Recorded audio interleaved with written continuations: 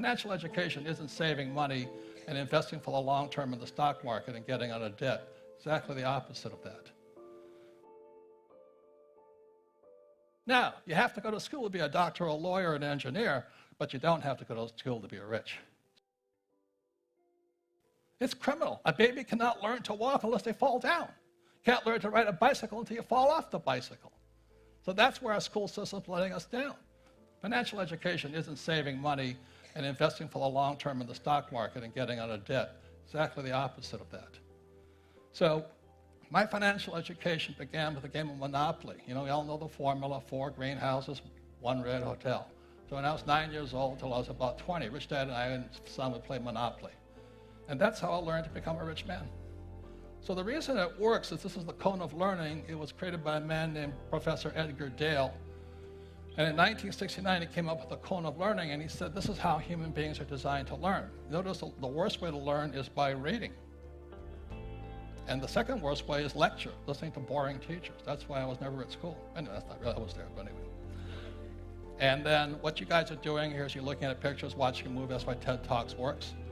But also, the second best way is called simulation. Simulation is where you get to make your mistakes. You get to make your mistakes after mistakes. You just make mistakes. See, human beings learn by making mistakes, except in school you make mistakes, you're considered stupid. In business, you make a mistake, you're fired. And you make a mistake in business, you're a failure. So a person's got to find a place to make mistakes. In scientists like Edison, it was a laboratory. So the reason I learned a lot was I made mistakes playing Monopoly. That's how I learned so much. And today I play Monopoly in real life. My wife and I have over 10,000 units, several hotels, golf courses, and oil wells. But that's the game. You know, once you learn it in your brain by playing games, simulation's the way you learn. So you practice, practice, practice, practice, practice. You make mistake after mistake after mistake. Like a golfer makes a mistake after mistake after mistake, then they turn pro. But the reason a lot of people are not rich, they think mistakes make you stupid. It's criminal. A baby cannot learn to walk unless they fall down. Can't learn to ride a bicycle until you fall off the bicycle. So that's where our school system's letting us down. So the power of words, financial literacy begins with words, because words affect your brain. As my poor dad always said, I can't afford it. You know, in Sunday school I learned the word becomes flesh.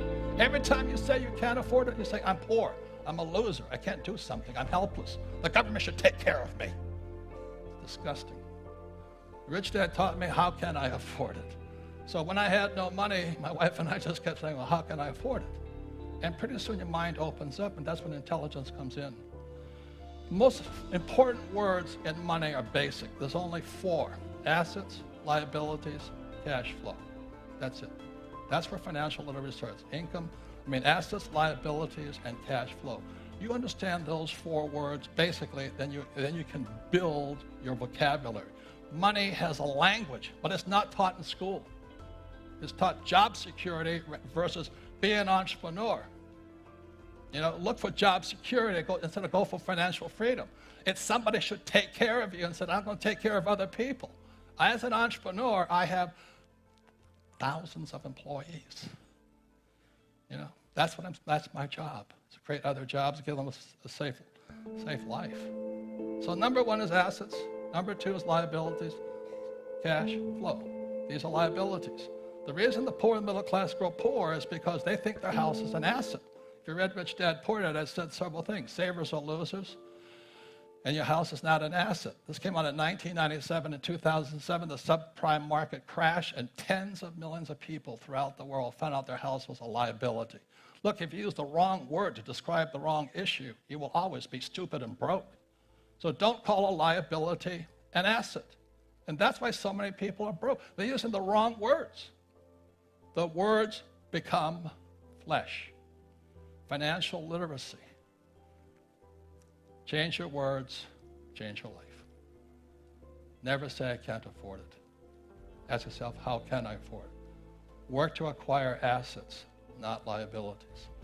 That, ladies and gentlemen, we have thousands of cash flow clubs around the world. People are teaching people.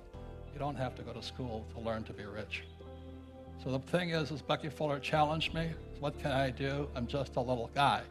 I stopped making wallets and I started making cents. My wife and I created this cash flow board game. It's played throughout the world today. Every day, tens of thousands of people are teaching themselves. That's how you change the world. But we change your words, you change your life.